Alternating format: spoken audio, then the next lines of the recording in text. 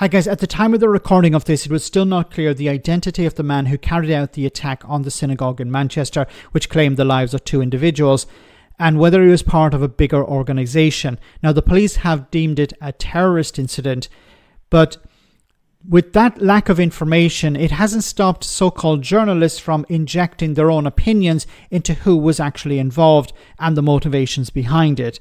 We had Sheila Fogarty from LBC, and this from this host, Julia Hartely-Brewer, on Talk TV. Have a listen. Just breaking news for the Prime Minister said that additional police assets will be deployed at synagogues across the country after that suspected terror attack at a synagogue in Manchester.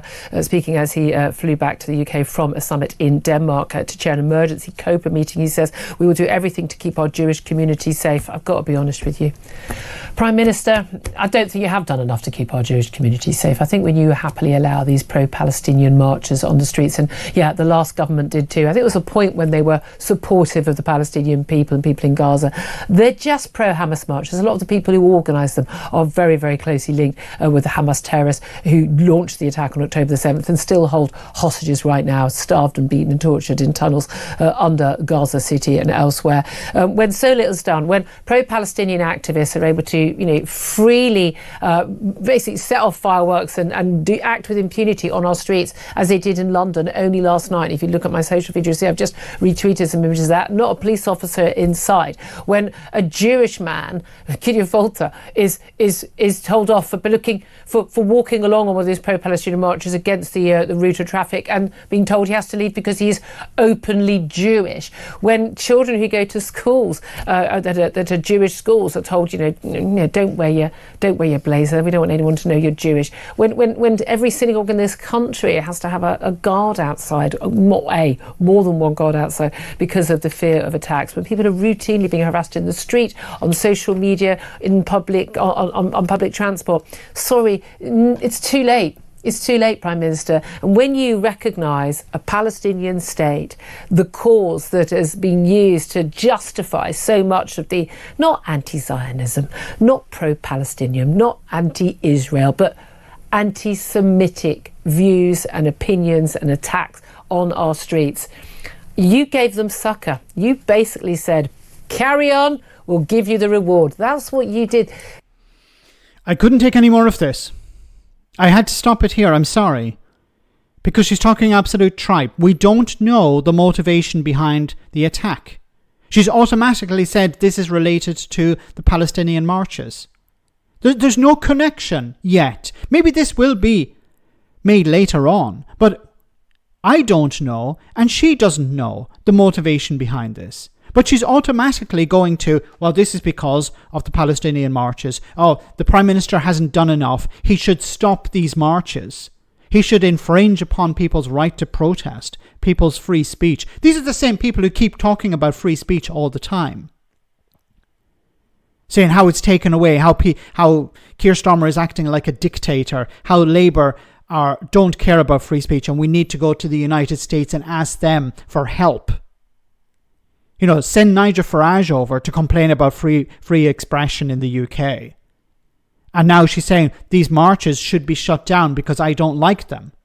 And because there are people perhaps attending these marches that I don't like. If they have engaged in violence, then that's a different story. But there haven't been any cases of violence.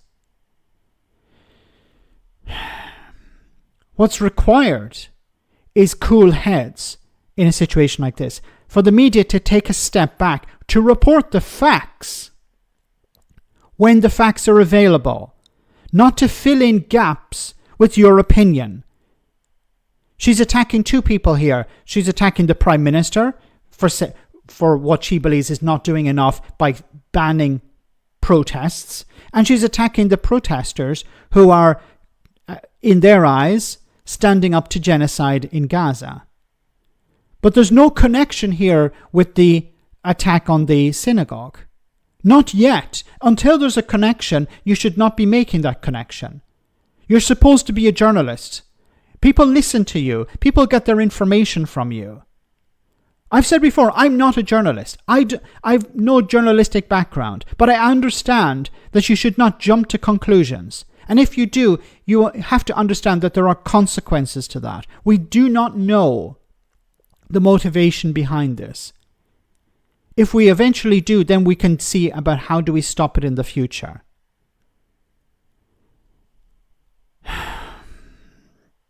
This is dangerous because it will turn communities against each other.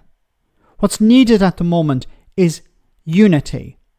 We need to understand exactly what happened and try and stop it from happening again. But to use the victims here as a cudgel because you're politically adverse to Keir Starmer or you're against these people protesting is beyond disgusting. Do the victims not deserve the respect that they deserve? To allow the families to mourn their losses? Do you have to inject your politics into this? Constantly. This isn't the first time she's done it. She constantly does this. As soon as there's some sort of attack, she jumps on her bandwagon. Jumps on her soapbox. Talks about, I believe this is the motivation behind it. And she's not the only one. Sheila Fogarty from LBC was doing exactly the same thing. As I said, this is dangerous. Because what you do is you whip up anger at a time when calm heads are required. When we need to take a step back and say, okay, what were the consequences? What were the steps that led up to this consequence? What happened here? So that we can understand it and try and stop it from happening again. Let me know in the comment section, guys, what you think, and I'll see you in the next video.